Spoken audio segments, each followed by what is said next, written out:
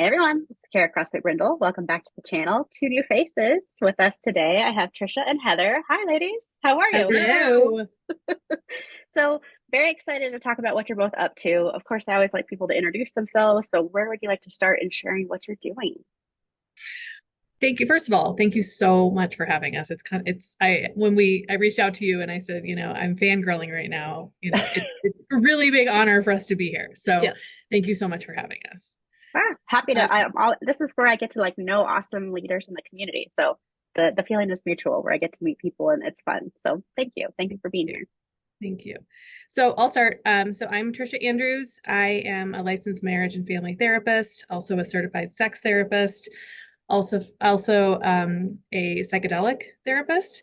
And I'm the Mm. co-founder of Dalliant Sexual Wellness Collective with my teammate here, Heather. And we started a group practice in September 1st of last year.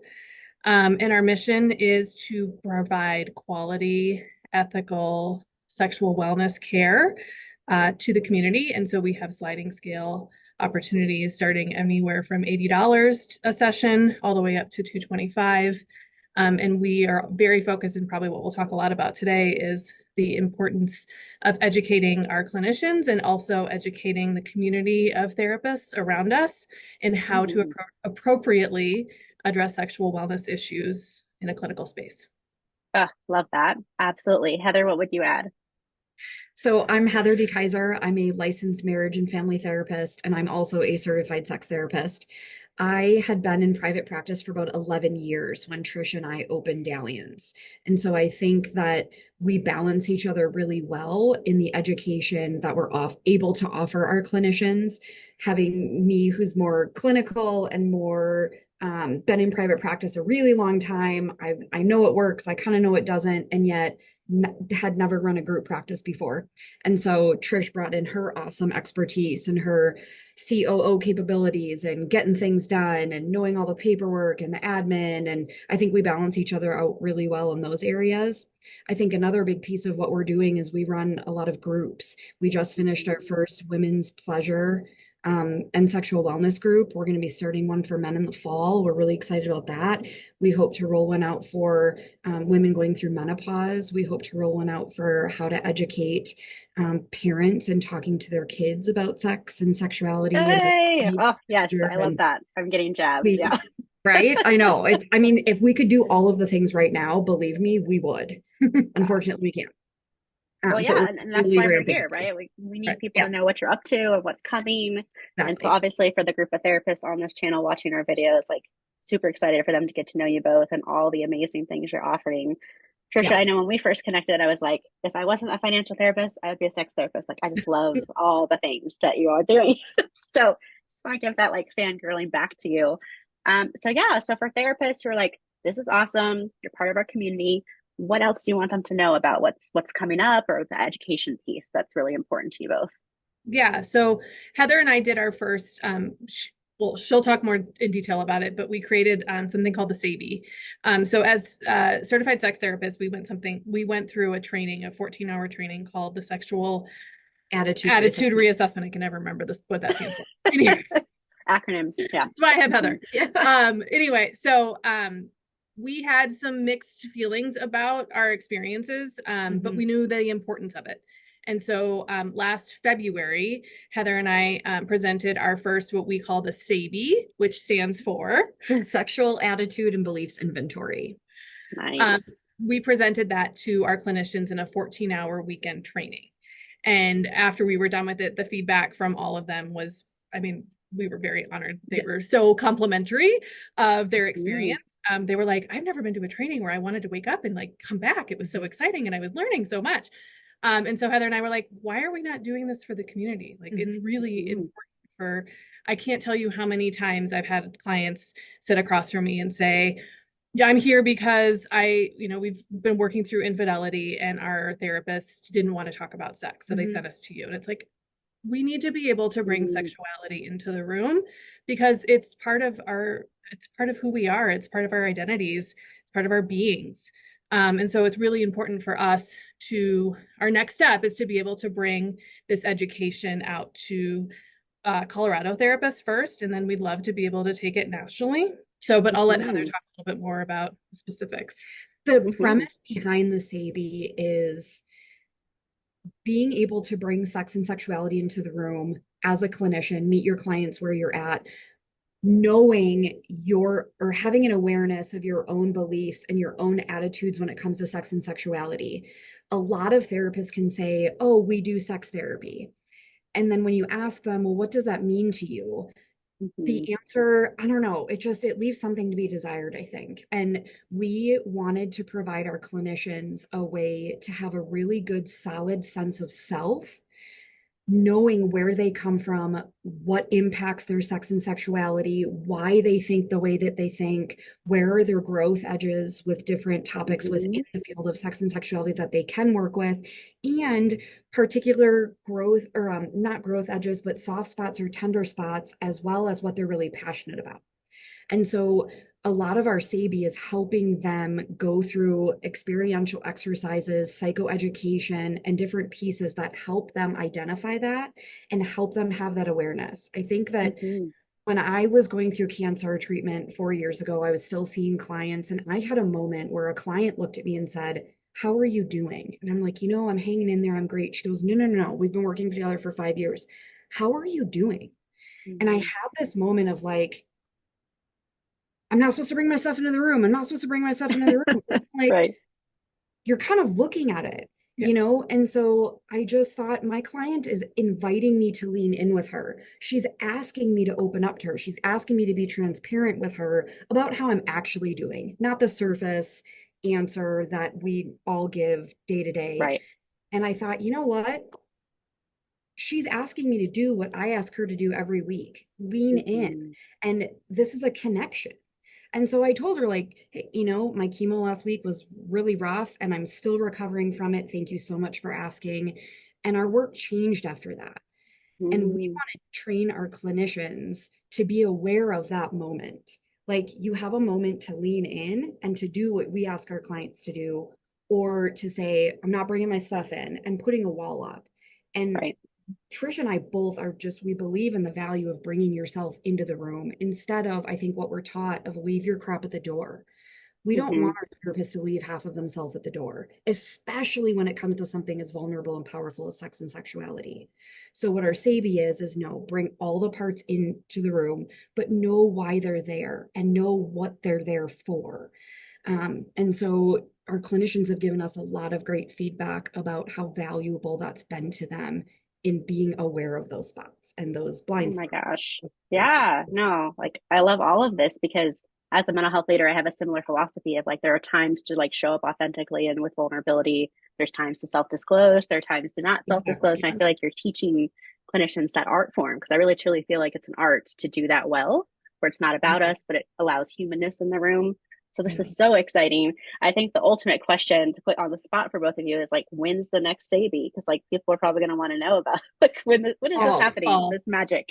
It's going to be fall. So after the summer, we have just found that when kids are out of school, for a lot of folks who are parents or guardians, or that they've got a lot going on, vacations and things happening. So fall, probably September, October. We haven't exactly picked the dates yet, but that's when the first, it's going to be the first one. Like, we do it twice a year for our clinicians within dalliance right now, but we do want to bring this out into the community. So fall is going to be the first one for that. Yeah. And is that in person, logistically, a couple days in person from what you've shared? Oh, that's a great question, Khara. We're thinking of two options. One is to provide it for clinicians to come in, and all of it will be in person, at least to begin with, because there's such a benefit to being in person, we know now. So we would love to be able to provide it for like 8 to 10 clinicians as a weekend training, but we're also really open to going into practices and doing a training within a practice and just training all of their clinicians. Exactly. Yeah. So, yeah, like I feel like group practice owners, pay attention to this. Group practice owners watching this channel, like, hello, training opportunity coming to you. Yay. Yeah. That is so awesome. Oh my gosh. So as we're getting people excited about this this opportunity in the fall, where can they find you to learn more or to get on your mailing list or any of those factors? Again, you ask all the good questions. So we, on our website, we do a monthly newsletter. And you can sign up for our newsletter there. Our website is www.dalliance. So to spell Dalliance, it's DALLIANCE, sexualwellness.com. And then if you scroll to the bottom of the page, you can sign up for our newsletter. We also, we're on all the socials. So Instagram, I feel like, is the most popular for most people. So we're at Dalliance_SWC. And we've got amazing content out there. We just don't have a ton of followers. Yeah, not yet. Not yet. Yet. Power Not of the word yet. I like that. Yeah. It's just like, just yet. And that's why we're here, right? We're on Pinterest, still figuring out that platform. I mean, you know, it's tough, like figuring out all the algorithms across all of the different social medias. We do have Dalliant Sexual Wellness on Facebook. I think that's just the name of the page. Yeah, and Twitter. Yeah, we're on X. You're in all the places. Yeah. They didn't teach you this stuff absolutely. in grad school. We're learning. No. We're learning as we're going. That's what I rely on Trish for, to be honest. Like, I'm like, how do I log into Instagram? Absolutely. So obviously I see the value of the SABI from talking to you both, but also being someone who has done a SAR before and thought that was really powerful.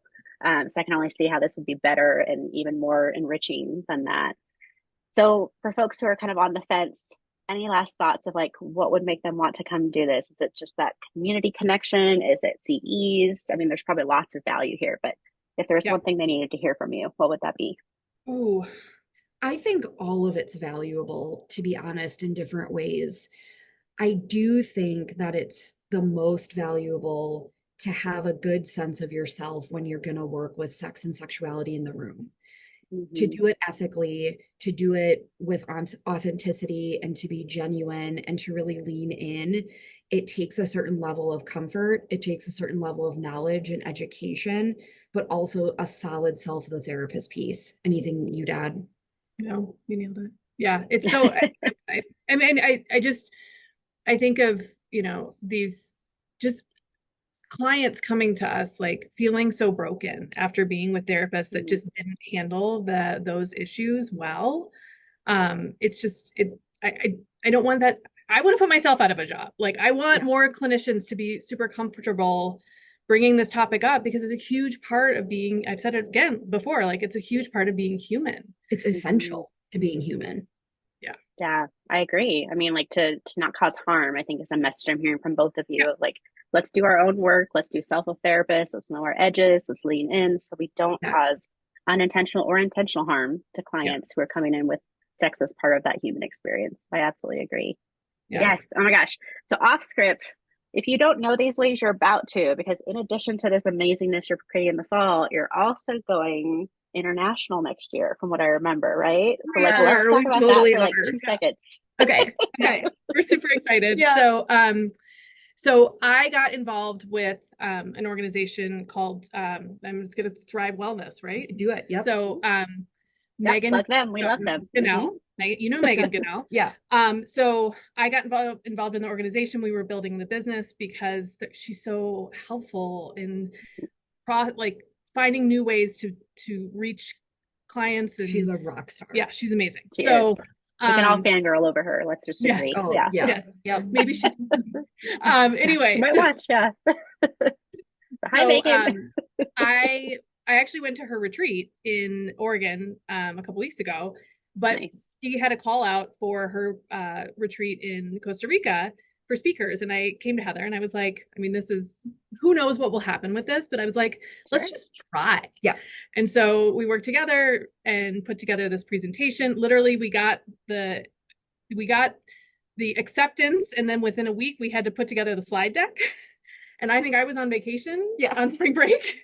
And so we pulled it all together, and she turned it around really fast. And she was like, not only are you accepted, but you are going to be one of the keynote speakers. So we're speaking to main stage speakers. So we're like speaking to everybody, which was amazing. And like, we think we're nervous doing this. Like, that's going to be.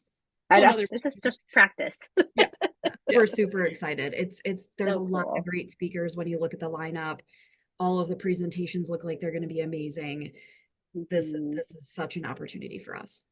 Absolutely. Well, congratulations. Well deserved. And I think this is just like kind of named one way that people are going to get to know you in a space of mental health leadership. And it's so fun to see Colorado leaders kind of leading that change with the next Costa Rica retreat because we got Barbara in there too. And I'm like, oh, Yep. all the people I know Yeah, Yep. Exactly. yeah, on the main absolutely. stage. So We just very met Barbara cool. at a networking Yes. event. Yeah, she's amazing too, right? Like our community for how big it is, it's actually pretty small in a good way most of the time. Sometimes not so great, but yeah, like love that we have a chance to highlight all the things you're doing, what's coming down the pike for the fall and next year. So cool. So I'll make sure to put your contact info below so people can hear more about the SABI coming in the fall and anything beyond that. Thank you both so much for being able to share what you're up to and for contributing to our community. I really appreciate Thank it. Thank you so you much. for It's having such a us. pleasure. Yes. Absolutely. Well, viewers, stay tuned for more videos. We'll see you next time.